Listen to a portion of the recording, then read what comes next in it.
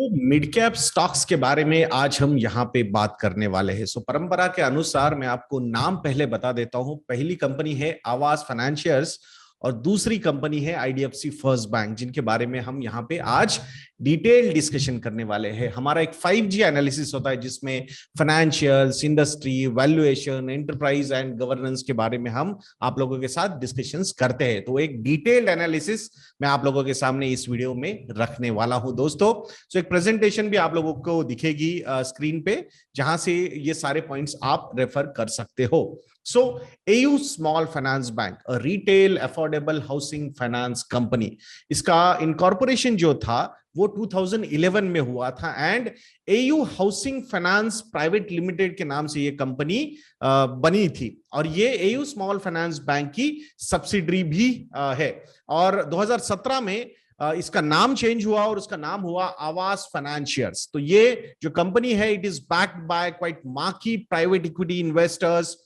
like Kedara Capital, which holds 23.66% in this company, and Partners Group 16.16% as of March 2022. अब इसका जो branch network है, around 314 branches है across 13 states, and they have added 33 branches during FY22. So percentage terms के हिसाब से हम बात करेंगे, so more than 10% एडिशन या फिर 11 से 12% के एडिशन लास्ट ईयर इस बैंक ने नए ब्रांचेस ओपन करके किए हैं।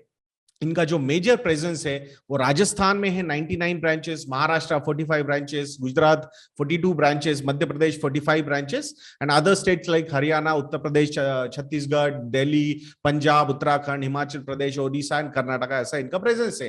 तो 314 ब्रांचेस अभी भी बहुत कम है वैसे, सो और भी बढ़ने का स्कोप इस कंपनी के पास अवेलेबल है यहाँ। देन द नेक्स्ट जो मोड्स के बारे में बात करेंगे, बिकॉज अल्टीमेटली अगर हम कोई मिड कैप स्टॉक्स को फोकस कर रहे हैं या फिर कोई भी स्टॉक पे फोकस कर रहे हैं, तो ये सीरीज जो है जहां पे स्ट्रॉन्ग मोड्स कंपनी के पास अवेलेबल है उसके बारे में हम बात करेंगे। तो पहला जो मोड है इस कंपनी का वो है अफोर्डेबल हाउसिंग और दूसरा मोड है leverage technology and data analytics. ये इनके दो मोड्स है। सो अफोर्डेबल हाउसिंग में low and middle income self employed customers पे बहुत ज्यादा फोकस है कंपनी का, and tier 2 and tier 3 cities, semi urban and rural areas में ये ज्यादा प्रेजेंस है इसका।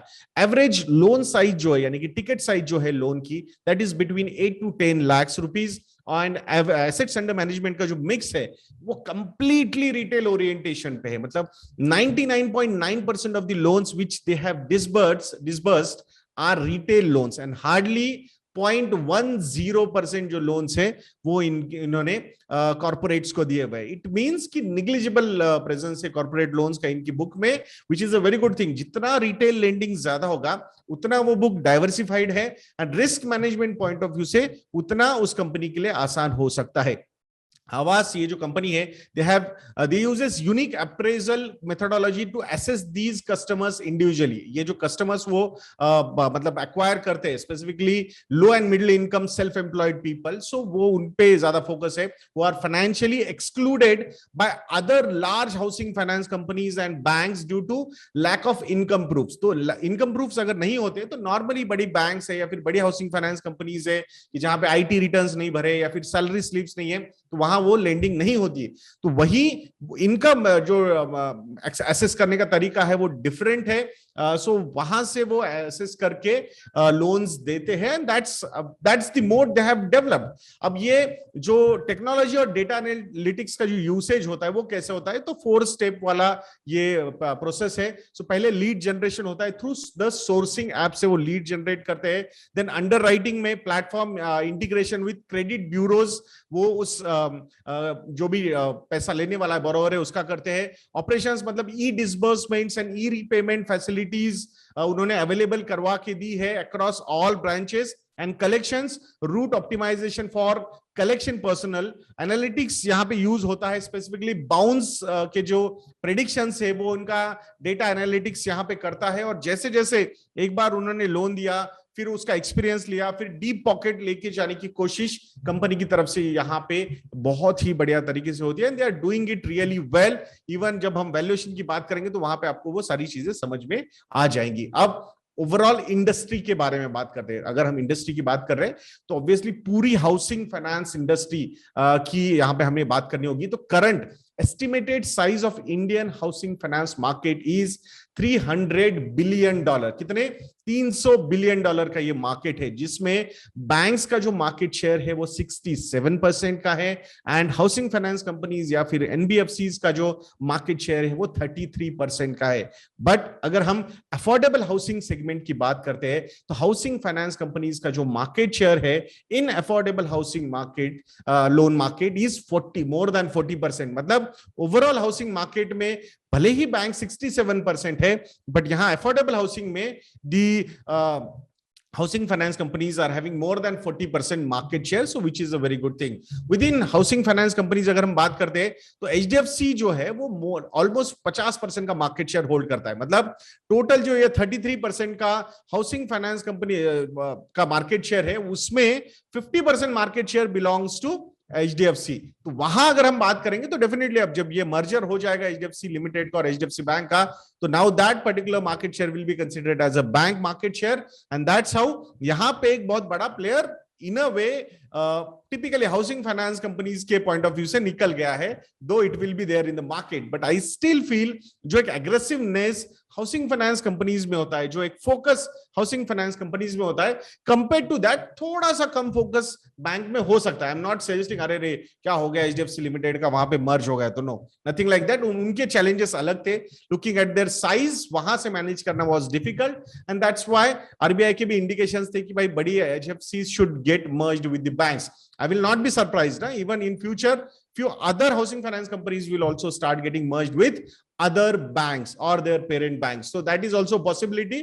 I'm not denying that, I'm not suggesting it will happen, but it can happen, that we need to understand। Size of opportunity की बात करते हैं तो ये जो मार्केट है ये $600 बिलियन तक बढ़ सकता है इन नेक्स्ट 5 इयर्स, ऐसा दीपक पारिक जी और केके मिस्त्री जी ने भी बोला था HDFC के बारे में जब वो बात कर रहे थे।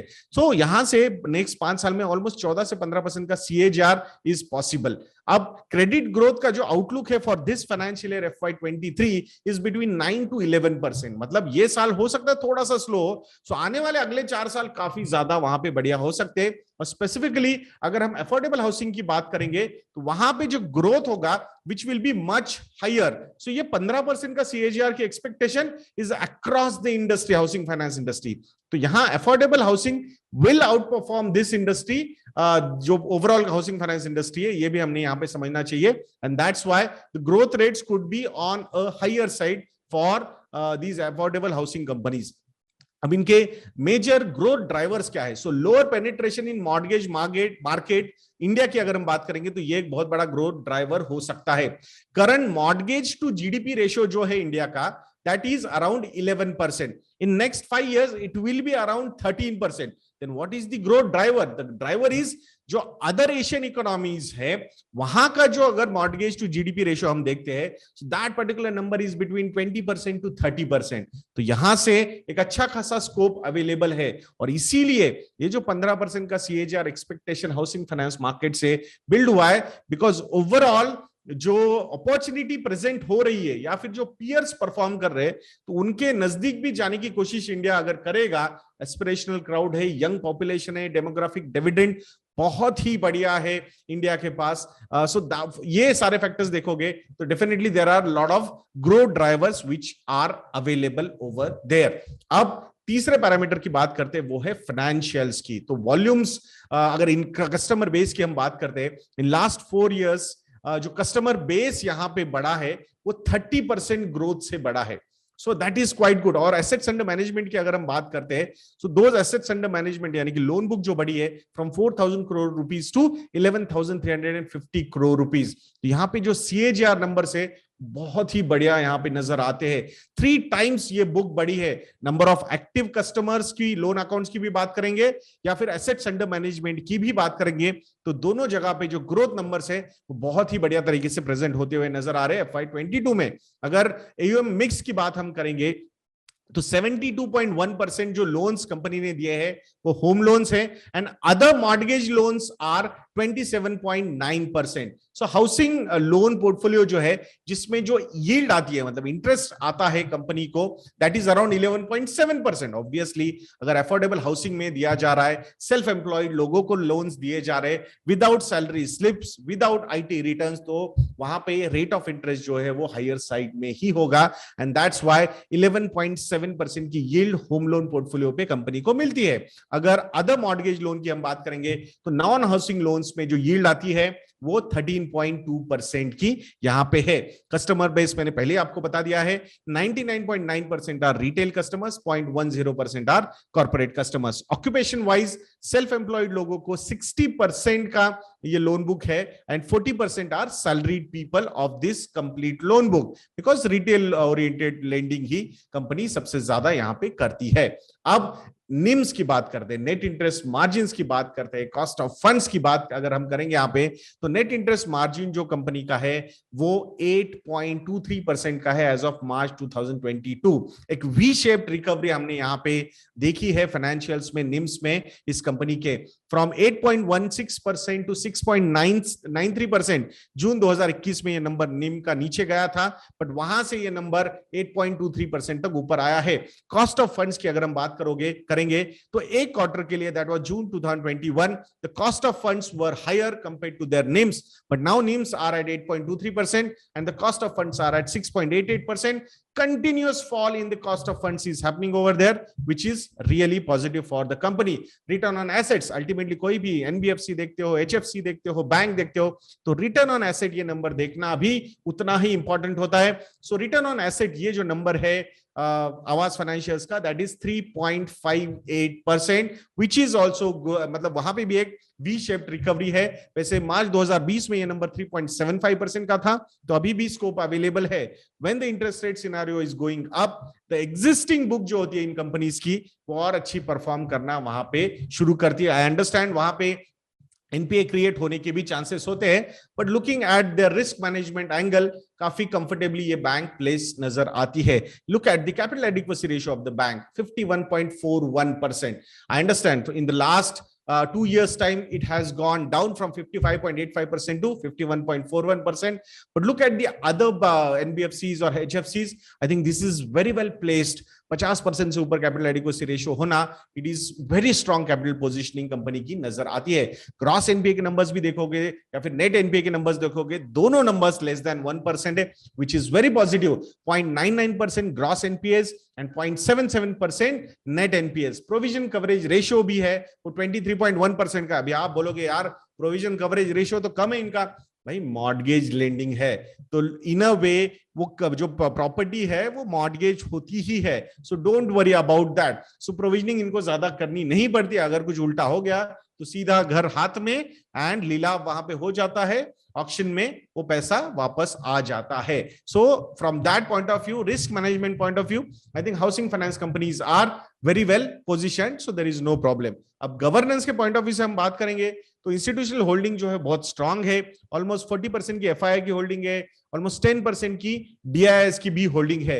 Institutional holding as a percentage of free float, मतलब प्रमोटर का अगर स्टेक हम निकाल देते हैं 39.2% का, तो बचा हुआ जो स्टेक है उसमें ऑलमोस्ट 81.90 होल्डिंग जो है वो इंस्टीट्यूशनल इन्वेस्टर्स ने ली हुई है। इट शोज कि इन अ वे अगर बड़े इन्वेस्टर्स आते हैं तो गवर्नेंस पॉइंट ऑफ व्यू देख के आते हैं। स्पेसिफिकली अगर स्मॉल और मिड कैप कंपनीज की बात करेंगे तो एक एक्स्ट्रा केयर यहां पे इंस्टीट्यूशनल इन्वेस्टर्स की तरफ से ली जाती है।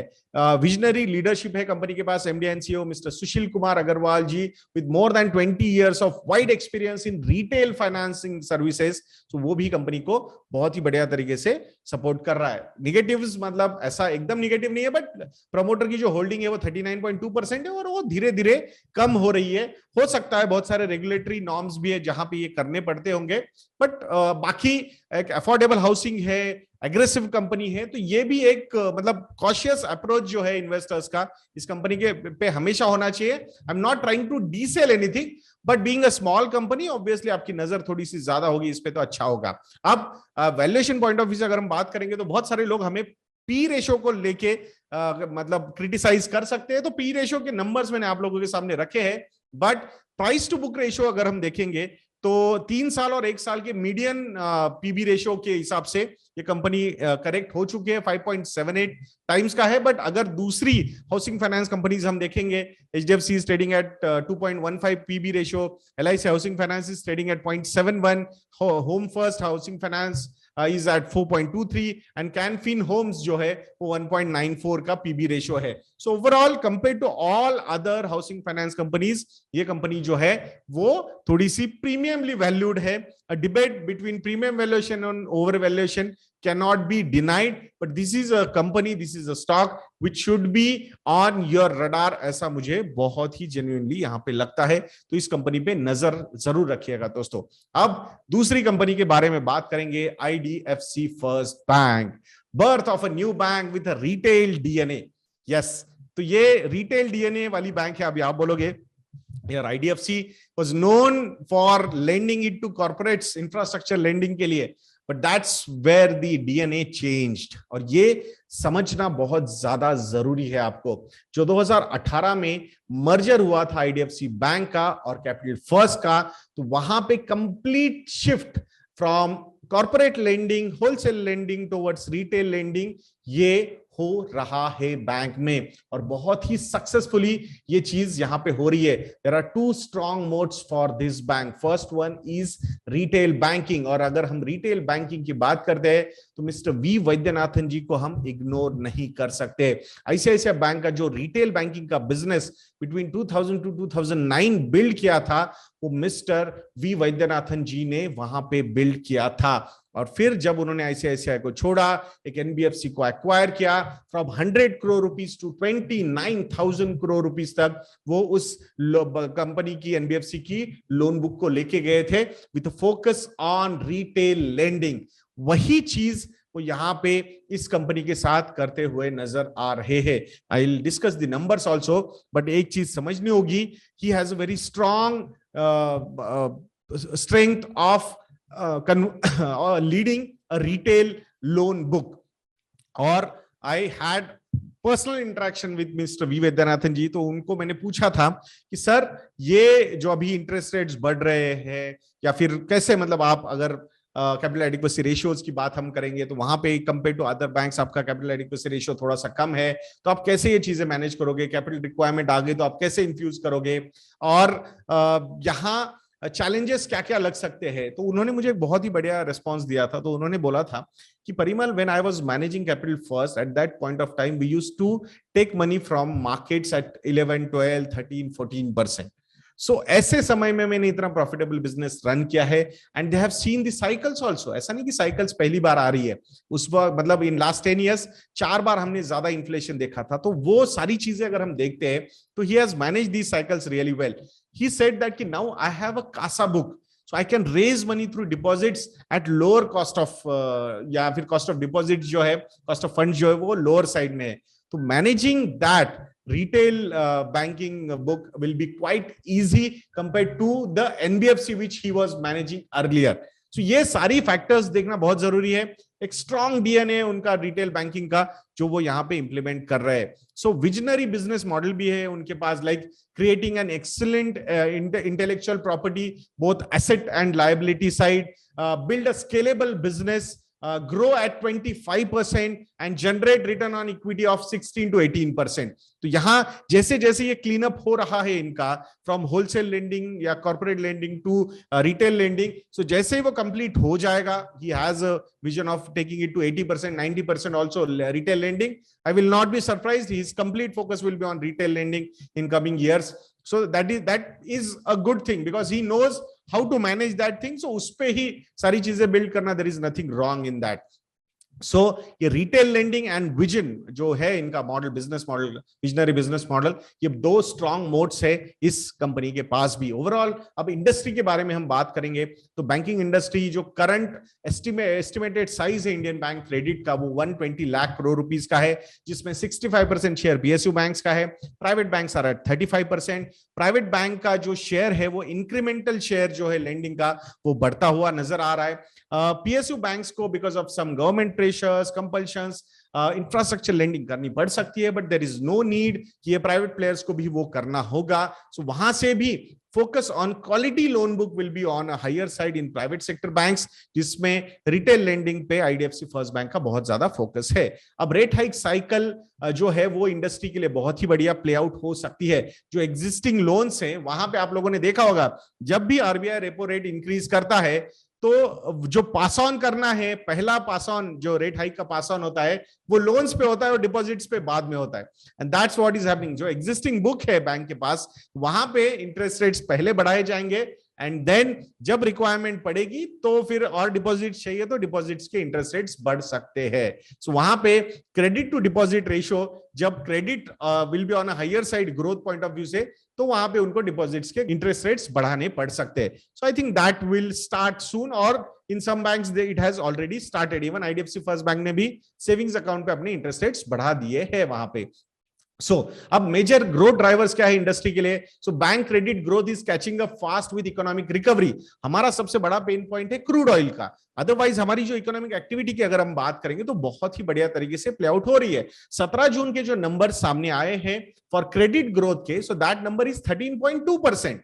सो इट मींस डबल डिजिट में क्रेडिट ग्रोथ यहां पे हो रही है। So from that point of view definitely opportunities are there. So grow and overall अगर आपको इकोनॉमी को ग्रो करवाना है, एक एस्पिरेशनल क्राउड को खुश रखना है, तो वहां पे क्रेडिट का मार्केट अच्छे तरीके से डेवलप होना इज वेरी इंपॉर्टेंट। और क्रेडिट मार्केट में अभी बहुत ज्यादा फिनटेक कंपनीज आई है, इमीडिएटली लोन देने वाली कंपनीज आई है, but risk management point of view से ये जो शेड्यूल्ड कमर्शियल बैंक्स है, जो पुरानी बैंक्स है, I think they will manage the risk quite well, and that's why rather than fintech I will still stick to the scheduled commercial banks, specifically in them private sector banks अगर हम बात करते हैं। तो अब 3 यानी कि थर्ड पॉइंट फाइनेंशियल्स के बारे में बात करेंगे of IDFC first bank.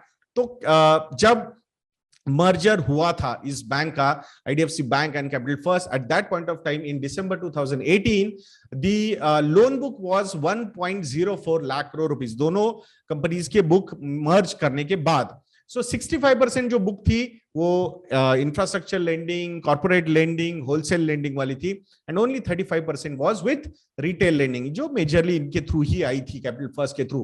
Consistently वहां से अगर हम देखेंगे तो every quarter the retail lending book is growing.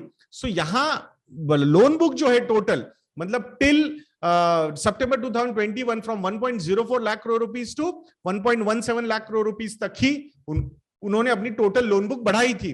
But अगर रिटेल लेंडिंग का शेयर हम देखेंगे तो from 35% to 59%, and last quarter में दैट इज मार्च 2022 में 1.32 लाख करोड़ रुपीस की ये जो लोन बुक है आईडीएफसी फर्स्ट बैंक की, उसमें 63% जो लोन बुक है वो रिटेल लोन बुक है, एंड 37% जो है वो कॉर्पोरेट या फिर होलसेल लेंडिंग बुक है। सो कंसिस्टेंटली वो अपनी रिटेल लेंडिंग जो है वो यहां पे बढ़ाते जा रहे हैं, and now they have started increasing there overall loan book also. यहाँ पे रिटेल फोकस लेके वो ये अपनी जो बुक है वो काफी अच्छी तरीके से ग्रो करवा सकते हैं। जो growth rates they are expecting 25% plus is quite achievable on this small loan book।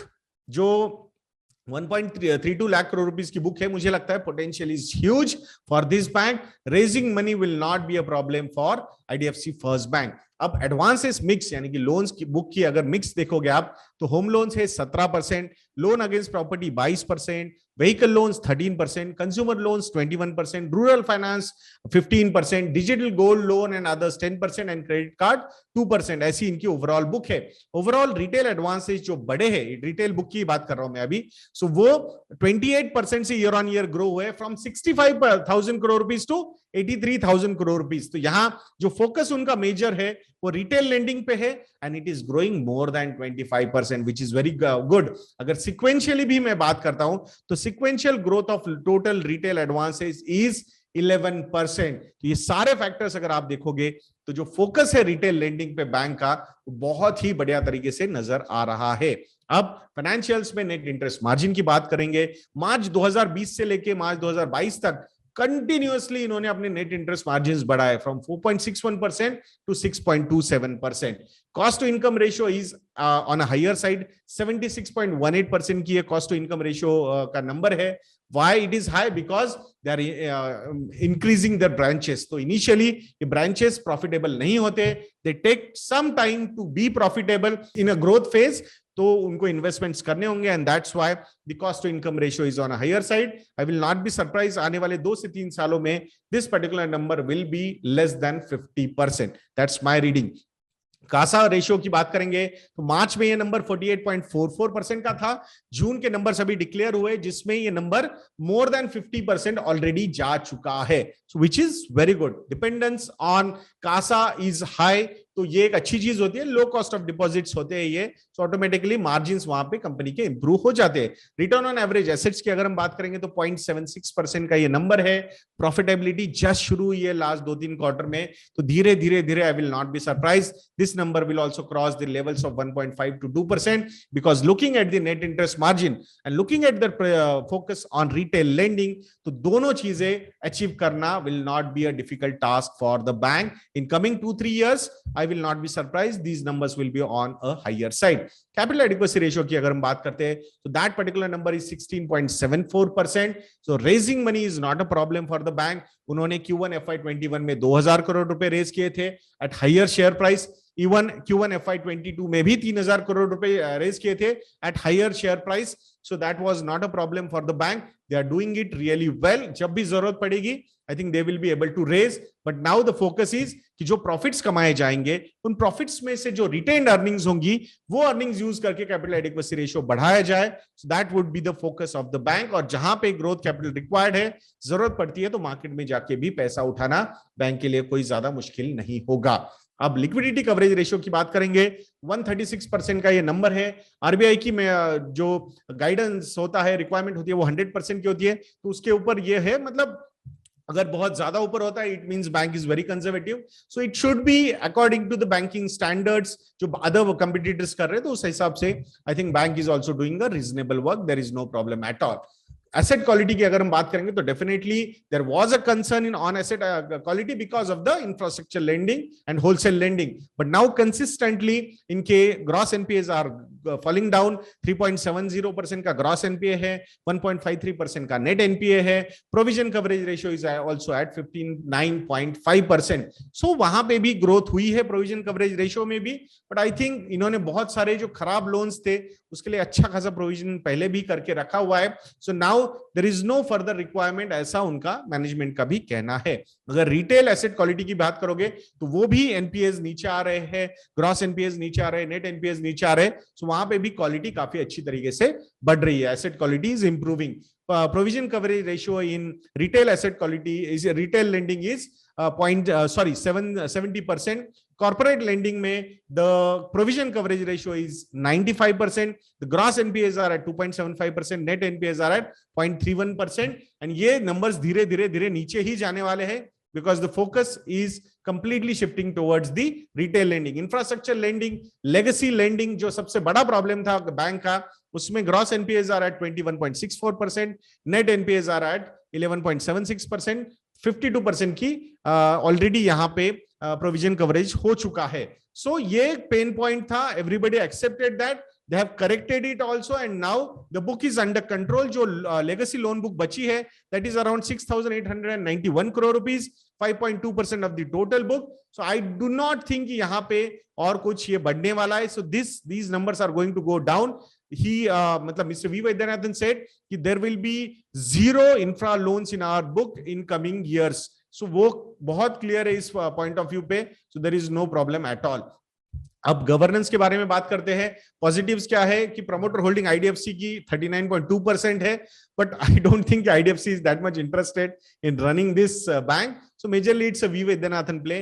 Promoters ने कोई अपना स्टेक प्लेज नहीं किया हुआ है. सो सबसे बड़ा गवर्नेंस का स्ट्रेंथ ही इनका मिस्टर वी वैद्यनाथन है, ऐसा मुझे यहाँ पे लगता है. Look at his behaviour, look at the things he do for near and dear ones. So I think near and needy ones, not dear ones, near and needy ones. तो I think फिर वहां पे अपने employees को shares gift करना, या फिर driver को, या फिर हाउस हेल्प को, सबको, मतलब जहां जहां वो हेल्प कर सकते हैं. So this shows the character of a person. So from that point of view these are very positive things. अब निगेटिव्स में क्या आता है, तो लो इंस्टीट्यूशनल होल्डिंग एक कंपनी में एफआईआईज की और डीआईएस की 13.48% and 13.78% respectively, and that's why the stock is down.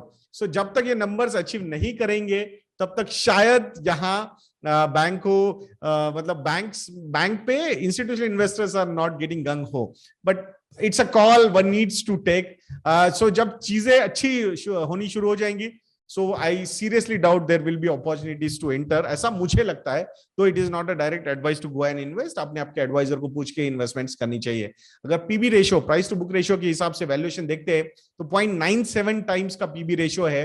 It means कि वैसे देखा जाएगा तो बहुत सारे लोग अभी भी इंफ्रास्ट्रक्चर लेंडिंग, होलसेल लेंडिंग की वजह से क्वेश्चन मार्क रेज करते हैं आईडीएफसी फर्स्ट बैंक पे, बट डीएनए कैसे चेंज हो रहा है बैंक का ये देखना जरूरी है। सो फ्रॉम पीबी रेशियो बहुत ही रीजनेबली प्राइस्ड ये बैंक नजर आती है। आई हैव नो आइडिया कि ये कब बहुत ही बढ़िया तरीके से परफॉर्म करना शुरू करेगी, but this is one bank which I am keenly watching how it is progressing under mister V Vaidyanathan ji. So let's see क्या होता है। सो आशा करता हूं दोस्तों कि ये भी वीडियो आप लोगों को काफी अच्छा लगा होगा। सो ऐसे वीडियोस के लिए चैनल पे बने रहिए और नेक्स्ट वीडियो तक के लिए मुझे आज्ञा दीजिए। जय हिंद।